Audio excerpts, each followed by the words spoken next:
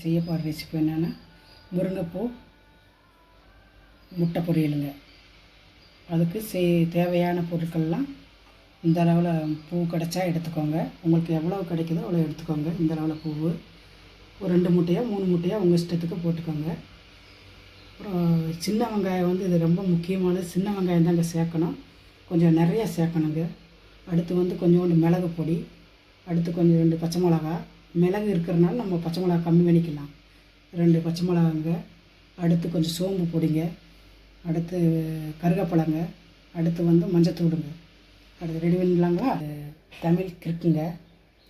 மறக்காமல் நம்ம சேனலுக்கு நீங்கள் ஷேர் பண்ணுங்கள், சப்ஸ்கிரைப் பண்ணுங்கள், லைக் பண்ணுங்கள். அப்போ தாங்க எல்லாத்துக்கும் காட்டும். சரிங்களா? வாங்க வீடியோக்குள்ளே போகலாம். கடுகு ஒரு நம்ம போட்டுக்கலாம்.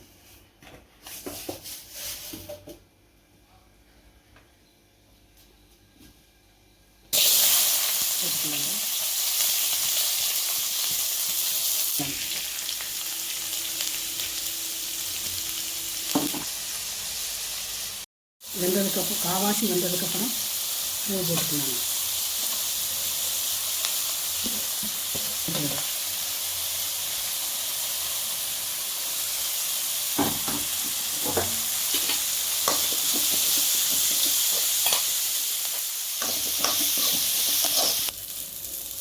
சோம்பு பொடி கொஞ்சம், பெப்பர் பொடி கொஞ்சம், இது 2 போட்டுக்கலாங்க.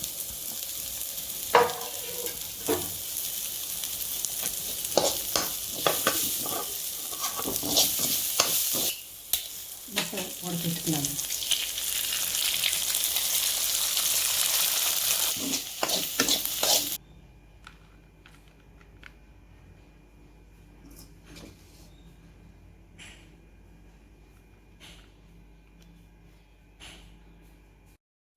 ரெடி ஆயிடுச்சுங்க. முருங்கைப்பூ முட்டை பொரியல் ஹெல்த்தியான ஃபுட்டுங்க. எல்லோரும் செஞ்சு சாப்பிட்டு பாருங்கள். மறக்காமல் நம்ம சேனலுக்கு சப்ஸ்கிரைப் பண்ணுங்கள், லைக் பண்ணுங்கள், ஷேர் பண்ணுங்கள். ஒரு டிப்ஸ், இன்றைக்கான டிப்ஸ் ஒன்று சொல்லிடுறேங்க. சின்ன குழந்தைகள்லாம் வயிறு வலிக்குதுன்னா அதுக்கு சொல்லக்கூட தெரியாதுங்க. வயிறு வலிக்குன்னு மட்டும் அழுதுட்டுருக்குங்க. பார்த்தீங்களா?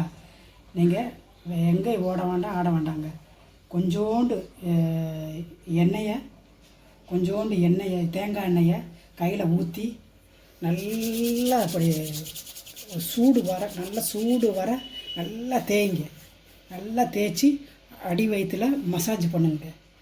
அடி வயிற்றில் பிள்ளைகளுக்கு நல்லா, பெரியவங்களுக்கு இருந்தாலும் பரவாயில்லைங்க. அடிவயிறு நமக்குன்னா அடிவயிறு வலிக்குன்னு தெரியும், சின்ன குழந்தைகளுக்குன்னா அடிவயிறு வலிக்குன்னு தெரியாது. அதனால் இந்த ஒரு டிப்ஸு செஞ்சு பாருங்கள். எல்லோரும் பயனடைங்க. நன்றிங்க. வணக்கம்.